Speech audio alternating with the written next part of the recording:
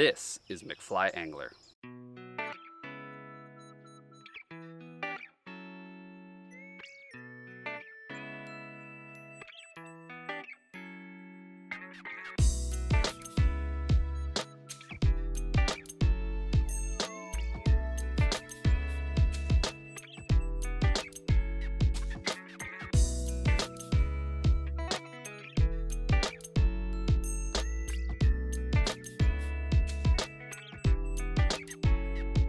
Starts now. Well, hey, McFly subscribers. So this is what I'm going to be tying today. This is a Deceiver. This is with olive and white tail. This one doesn't have any flash in the tail because the customer I'm selling it to didn't want flash in the tail. So this is tied on a size 4 hook, like these risen O'Shaughnessy. I forgot what they're O'Shaughnessy probably. Hooks. I don't even know how to pronounce them, but these hooks, really good hooks. It's got a little extra long shank. They are saltwater rated. We will start. Today I'm using Vivus 10-aught in olive.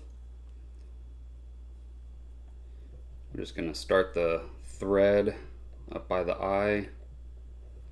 Come down a little past the bend of the hook just to be able to keep everything situated properly, and then come back up right about the hook point mark. Okay, just up a little bit, and then we are going to take 2 feathers. You could use any kind of white feather. I like something a little stiffer for these. But anyway, you want to measure out about 2 hook shank lengths like that, and then we are gonna, you can go a little longer or a little shorter, whatever you want. Depends, I guess, on the stiffness of your feather. If you got a really stiff feather, you might want to go a little longer to get some more movement. If you got a little wispier feather, maybe a little shorter, because you might not need that length, but it's up to you, whatever you want to do. So we are going to split this. As you notice, I just pulled this apart here. I want this to split the hook point. It's going to be hard for you guys to see. I know I don't have the right angles on this, and we're going to tie it in so that way it stays up and down perpendicular to the fly. Now, if you notice, if you guys see me tie some of these deceivers before, you know that I usually use like 3 or 4 feathers, and then I make them go every which way. I want them to kind of, flare out. But with these, I don't, because they are a smaller fly, so it's not needed.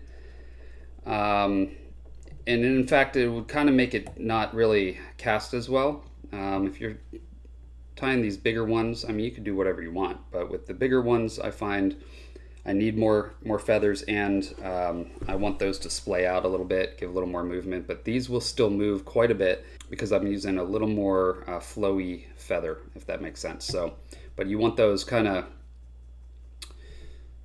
sitting up sideways like this rather than flat, okay? And what I find is with these feathers, every feather is a little different, but with these feathers, if I tie that stem right directly on top, it's going to do that a little better. All right, so at this point, this is where you would tie in a little flash for the tail if you wanted to do that, but I'm not going to with this because the customer didn't want it. And I'm tying 5 of these for them. But I am going to take this flash. This is a saltwater size Flashaboo. Just tie in the tip there. Bring your thread up. Okay, and then I'm going to use some super glue. This brush on super glue. If you guys have watched my more recent videos, you know I'm laughing about the fact that I just grabbed the one that has the splayed out brush on it for the super glue. I know someone's going to give me a hard time about that, but I don't like to waste, so I've got another bottle of super glue that I have open that doesn't have mashed brushes on it, which I use for videos usually. I grabbed the wrong one. Anyway, so once you tie that in, you put a little super glue on there. You're gonna wrap this up a little shy of the eye. As you can see, I'm not all the way up to the eye. Okay, and then you can just pull this back, wrap back on top of it to make sure it's not going to move. And that super glue is going to help keep this from coming off with a, a tooth, fish tooth or something. They could break that, and that'll keep that from happening. So keep it a little more durable. So I come up then at this point to the eye, and I come back down right around to that tie-in point. Okay. Next, we need some bucktail, and I'm going to clip off a fairly large chunk of bucktail here. Okay, and that's way more than we need, but I'm going to pinch up a little bit. I'm going to pull out that under fur. I'm going to set that down because I'm going to use that. Pull a little more out, just kind of clean all that up. Set that down where the you've got the points kind of lined up on that bunch below. I know you guys can't see it, but okay. Pull out any extra long fibers. Helps to kind of wet it a little bit to see where we're at. And then you want to measure this so it is extending out about half of the hook shank past the bend of the hook there, okay? So we are going to take that measurement like that. And then I am cutting, I don't want to do this up high because it's going to put fiber everywhere, but you guys got to see it. So I'm just cutting that off. I want a slight angle, and you'll see what I'm talking about in a second.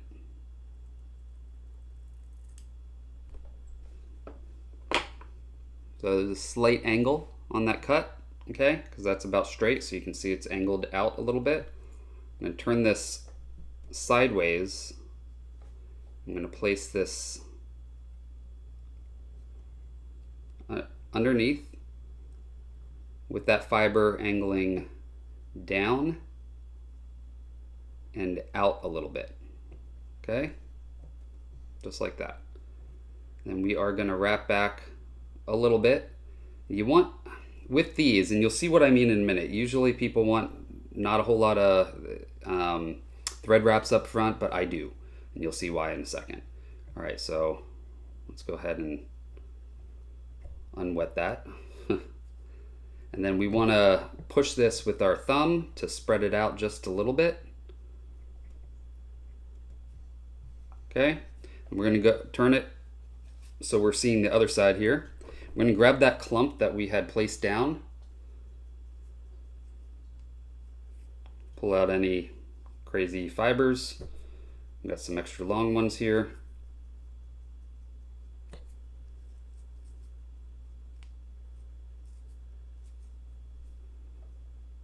want to measure that out to about the same length as the other section. We're going to cut it the same way.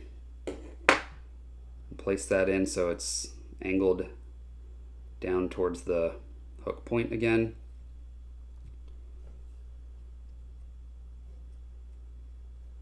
Okay, once that's in, you can come back, bring your thread wraps even with the other side, and then we're just going to push that down again with our thumb. Clean all that up. What you're doing is you're creating a little bit of a splay outward there, creating some depth to the fly on the underside. Okay, and then we're going to end with our thread right past where that tie-in is. Push down just a little more here. Going to get this where I want it.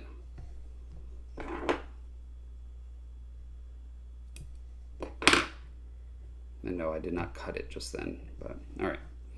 There we go. Now I'm taking some olive bucktail. You can do whatever color you want. As you guys might notice, I am tying this style fly, or this style video, where I am not, doing the voiceover and stuff right now because it's close to Christmas, and so I've got a lot to do. Anyway, I got a lot to do. It's a busy time of year for me. I got little kids. School is out next week, but by the time you see this, probably going to be already past Christmas, but this is Christmas time right now for me, so I'm tying ahead of time here. This is just so much easier. I don't have to do as much editing, no voiceovers, so kids are at school right now, so I'm able to kind of do a video like this. But anyway, we want to measure this out a little bit longer than the white. Okay, maybe about halfway down the tail. I'm going to find that measurement. We're going to do the same thing. We're going to cut at a slight angle. You don't need too much of an angle, okay? But a slight angle, that'll give a nice tapered head. That's why we do that. We're going to tie that down right on top, okay?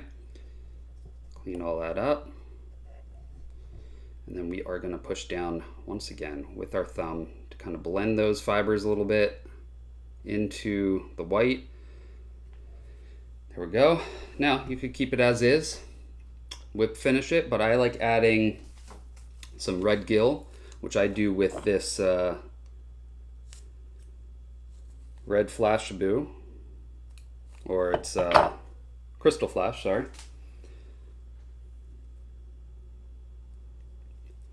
So I cut 3 or 4 pieces.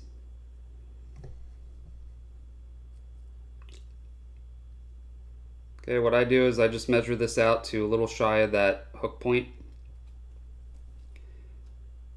Tie it on the underside.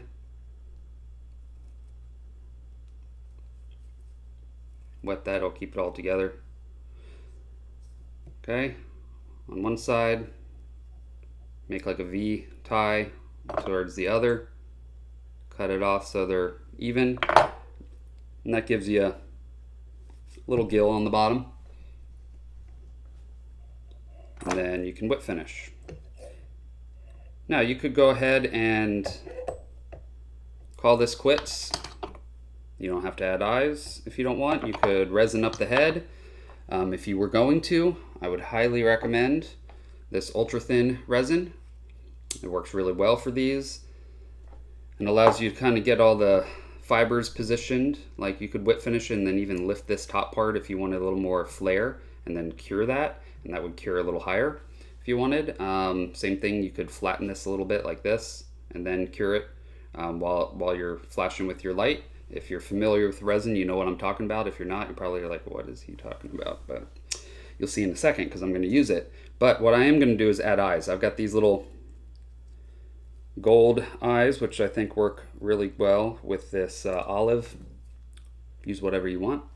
Now I've got this super glue, a gel type super glue. I'm just going to put a dot, and you want the dot, by the way, right there. You want it almost touching, if not kind of halfway in between the whip finish and the fiber,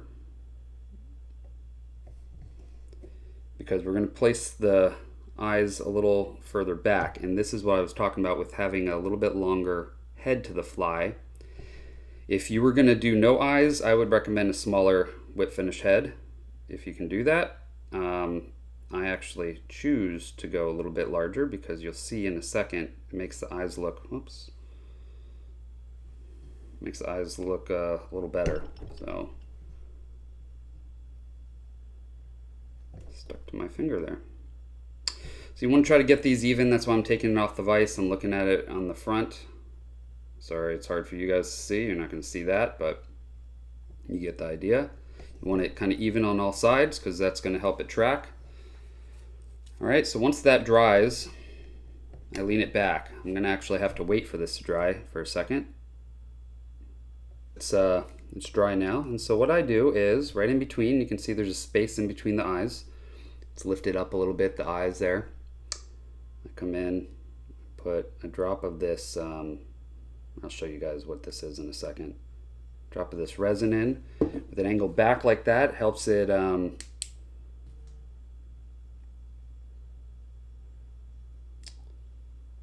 kind of go back into the eye rather than going forward into the eye of the hook. It goes into the two eyes. So what I did is I just filled that up. This is Solarez thin resin. Okay, you could actually even use the medium thickness one if you wanted, if you had a bigger one of these and you have bigger eyes. That would help build up a little more. But there we go. There still needs to be a little bit of build up, I think. I want to build this head up just a little bit more. So that's the nice thing about using resin for these. You can shape the head. And then the space in between the eyes and the hook eye there, kind of build that up a little bit.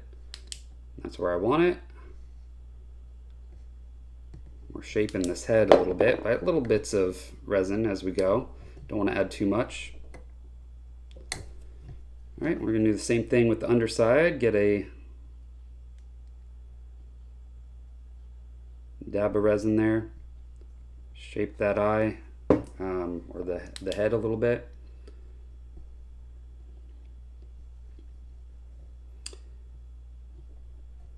And so what I meant by that is you'll see you saw earlier or you heard earlier when I was talking about that, you could see where I could lift this up and then hit it with that UV light, and that would cure instantly with this sticking up and more flared if you wanted, or you could compress it more if you wanted this a more narrow profile. I do that sometimes depending on, you know, a few factors. Depends on what I want. Generally not with this fly specifically. I've got a couple other flies that I do that with. Kind of angle that material. So now that head is shaped how I want it, it's got a nice little shape to it, and those eyes are in, they're not going to come off. However, I'm going to do one more thing to fully secure this. That resin I was showing you earlier, the ultra thin, this is really thin stuff, but it's hard, super hard. It comes with a paintbrush, which is nice, easy application. But this doesn't change much of the profile because it doesn't add a ton of resin, maybe a little bit. I just kind of, you know, let's go the opposite way so you can see. You're just brushing around it, okay?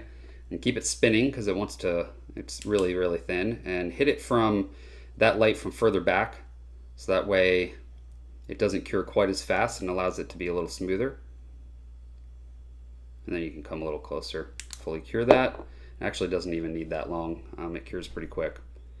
There we go, that's done. You could add one more coat if you wanted, which I am going to do just to really ensure, because I am selling this. That is good to go, but I just want to make sure that this customer doesn't lose an eye. But I mean, this is fully engulfed with resin, so I don't really see that being an issue. And the gentleman that bought this, just like the last fly, it's part of his order. Ryan, you've seen him on my Patreon videos. You see him talking on there. He fishes for tarpon and some saltwater fish, which are pretty rough on flies. So I just want to make sure that's pretty secure. And as you can see, that's nice and hard. There is no way a tooth can get in there and rip those eyes out. You just can't get to it. So there we go. That is the finished Deceiver. Little Deceiver. A lot of times I'm tying big Deceivers. They're quite large, usually on size like 1/0 to 4/0 hooks. A lot of people like the bigger ones. He likes these little small ones, just like those little brush minnows that I had tied last week for him. He likes them small because the fish where he fishes, he catches a lot more with smaller flies. And I mean, I'm the same way, honestly. I'd rather fish a smaller fly, have more hookups, and big fish will still eat smaller flies. So definitely, it's a good habit to get into, of fishing a little bit smaller, unless you know for a fact that where you're fishing, the fish are really wanting if they're targeting some bigger flies, bigger fish, bigger bait, then you could, but I generally fish a little smaller. Granted, I catch smaller fish. But anyway, that's the end of that. As you could tell, I am sponsored by Risen. That doesn't mean that I use Risen hooks because I'm sponsored by them. I really do like their hooks. I like all their gear. I fish with their gear. Everything they sell, most everything they sell is very high quality. So go check out their website, www.risenfly.com. And whatever you put in your cart on your first order, they will give you 15% off of anything you buy on your first order with the checkout code McFly. So they're offering all of you guys a discount if you watch my channel. So thank you so much for watching. And Risen appreciates it. I appreciate it, but I just wanted to get you guys some discounts here. So make sure that you guys get a benefit of my sponsorships as well. So you will really like their gear. You will like everything that they sell. I have some sage rods. I have some ability to fish with some really high-end stuff, and I still go back to my Risen stuff. And it's not just because I'm sponsored by them. I really do like their stuff. So check them out. Also, check out my Patreon. You guys can get early access to my videos. Participate in live streams when I have them. Last 2 months, I haven't really been doing them because I've been so busy, but I do usually do live streams once a month at least. You can also get one-on-one support with help on tying. I don't mind giving you guys calls or doing video chat with you. So definitely check that out. And go to www.patreon.com/McFlyAngler and sign up. Starts as little as $1. So definitely check that out. It supports the channel, helps us, or helps me make better videos, and there's a whole bunch of reasons. But as you can tell, I'm starting to tie another fly here because I've got to tie 5 of these for him. He wanted 5, so I always appreciate the orders. If you guys want to place an order, like Ryan did, the best way is to find me on Instagram or Facebook, one of the two. McFly Angler is my handle for both. If you don't use social media, you can always find my email by going to my YouTube homepage, into the About section, and under the About section there's like a little button that you got to click. It doesn't automatically give you my email, but it will once you click that button. It's just I think it says view email or contact me or whatever. And that will give you my email, and you can just email me with what you order. I don't have a website because there are thousands, if not millions, of different style flies with hundreds of different colors. It just would be impossible to put everything in the world on a website.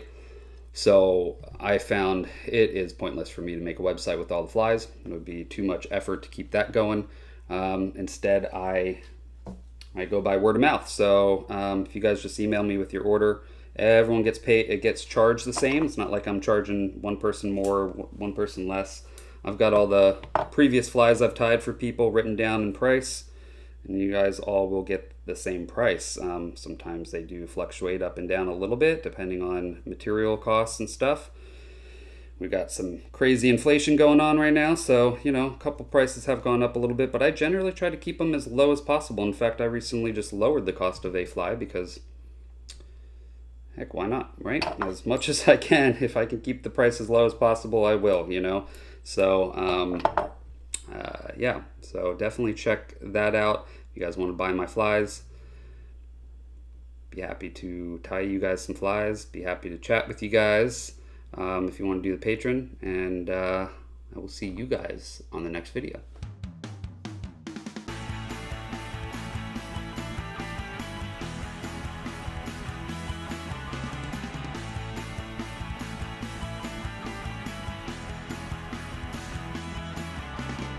So here I want to mention something. As you can see, this isn't laying up as high.